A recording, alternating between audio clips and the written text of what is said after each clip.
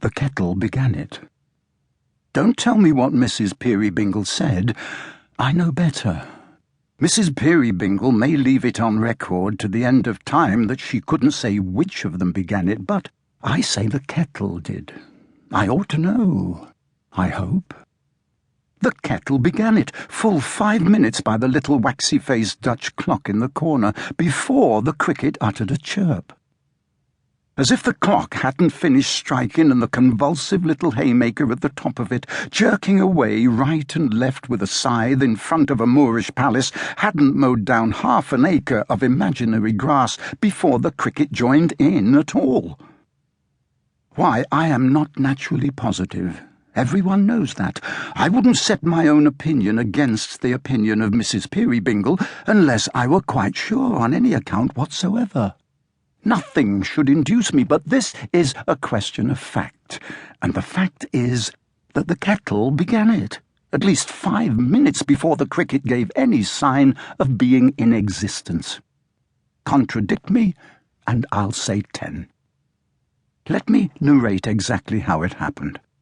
I should have proceeded to do so in my very first word, but for this plain consideration. If I am to tell a story, I must begin at the beginning.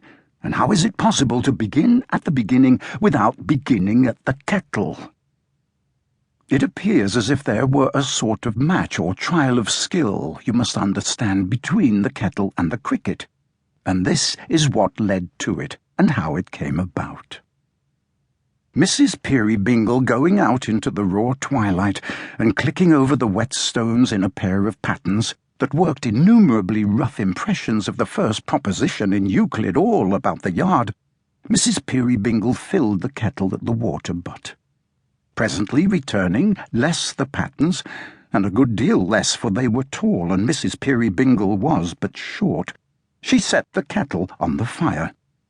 In doing which she lost her temper, or mislaid it for an instant, for the water, being uncomfortably cold, and in that slippy, slushy, sleety sort of state wherein it seems to penetrate through every kind of substance, patten rings included, had laid hold of Mrs. Peerybingle's toes, and even splashed her legs.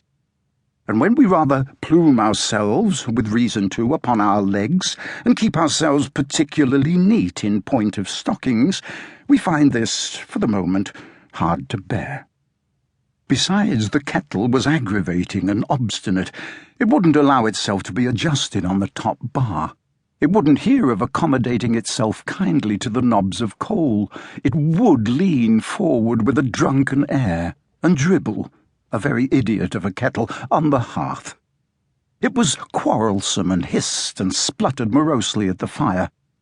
To sum up all, the lid, resisting Mrs. Peerybingle's fingers, first of all turned topsy-turvy, and then, with an ingenious pertinacity deserving of a better cause, dived sideways in, down to the bottom of the kettle. And the hull of the Royal George has never made half the monstrous resistance to coming out of the water which the lid of that kettle employed against Mrs. Peerybingle before she got it up again. It looked sullen and pig-headed enough even then, carrying its handle with an air of defiance, and cocking its spout pertly and mockingly at Mrs. Peerybingle, as if it said, "I won't boil.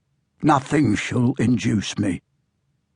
But Mrs. Peerybingle, with restored good humour, dusted her chubby little hands against each other, and sat down before the kettle, laughing.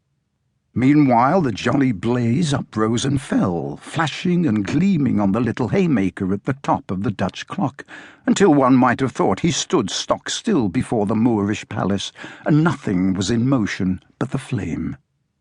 He was on the move, however, and had his spasms, 2 to the second, all right and regular.